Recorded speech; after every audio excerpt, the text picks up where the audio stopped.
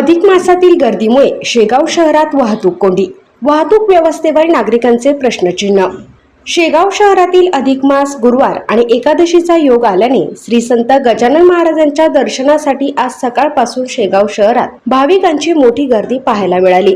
देशाच्या विविध भागातून आलेले भक्त खासगी वाहन तसेच रेल्वे मार्गे शेगावात दाखल झाल्याने शहरातील प्रमुख चौकामध्ये वाहतुकीवर ताण निर्माण झाला।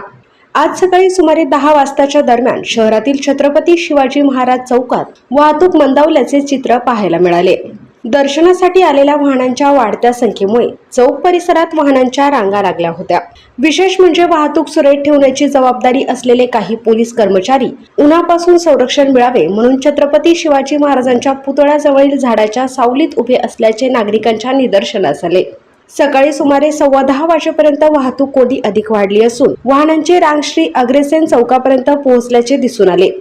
यामुळे भाविकांसह स्थानिक नागरिकांनाही मोठा त्रास सहन करावा लागला। अधिक मास, एकादशी आणि इतर धार्मिक उत्सवांच्या काळात शेगाव शहरात मोठ्या प्रमाणात भाविकांची गर्दी होत असते। त्यामुळे वाहतूक व्यवस्थापनासाठी प्रशासनाने दीर्घकालीन आणि प्रभावी नियोजन करणे आवश्यक असल्याची मागणी नागरिकांकडून होत आहे।